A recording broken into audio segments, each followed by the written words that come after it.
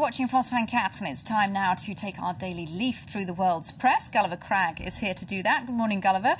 Morning. We spent rather a long time, I was going to say gloating, I think I should say focusing on France's footballing defeat, disappointment yesterday, so it's only fair to look at how the Swedes are feeling today. Yeah, Sweden's turn, sadly, today to bow out of Euro 2008. So let's look first at Aftonbladet, which is Sweden's most popular tabloid. You've got the classic headline, "Here's where the EU party ended," and the ball in the back of Sweden's net in the photo. Russia, of course, won 2-0 against Sweden, prompting Expressen to call for the coach of Sweden, Lars Lagerback, to resign. They've got a poll on there showing that 70% of Swedes now say nay to Lagerback.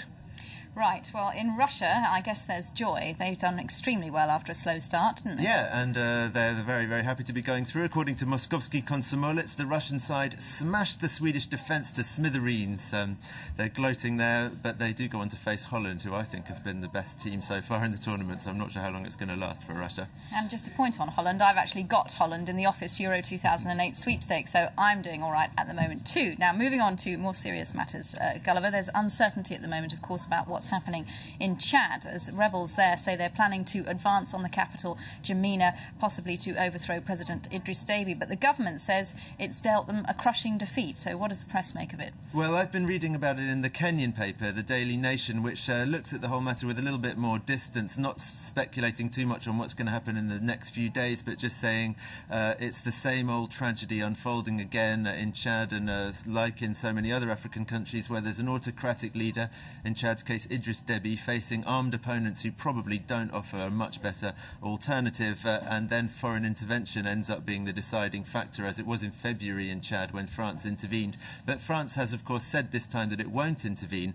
The Daily Nation, though, simply does not believe that. It says France is unlikely to keep its word, contrary to what the French and the European press have been saying about that.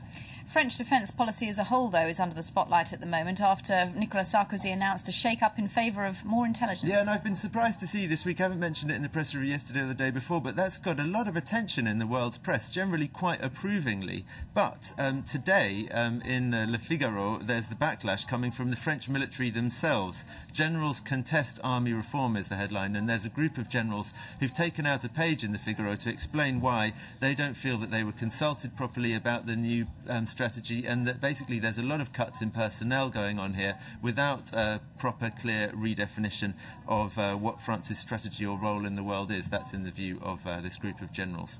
And Le Figaro is also looking at French diplomacy in Europe as well. Tell us more about that. Yes, about the Irish? It's the Irish no to the EU reform treaty, the Lisbon Treaty, which has put a spanner in the works of the upcoming French EU presidency. And according to Le Figaro, Nicolas Sarkozy just wants the Irish to vote again on the Lisbon Treaty and maybe get it right next time. But apparently the British don't think that that's very realistic, to get the Irish to go away and vote again, and that's the message British Prime Minister Gordon Brown will be bringing to Nicolas Sarkozy today. He comes to Paris before going to Brussels this evening for the an EU meeting in Brussels, and the British paper Timothy Garton-Ash, in The Guardian, Timothy Garton-Ash has got a comment saying it's totally unfair to ask the Irish to go away and vote again, and we ought to be working on a plan D or even a plan E to come up with a different solution. But of course Britain did ratify the And very quickly, Gulliver, we started with Lars Lagerback of Sweden, the coach there. Let's end with Karl Lagerfeld of France. He's modelling on the front of Le Parisien this morning. He's on the front of Le Parisien because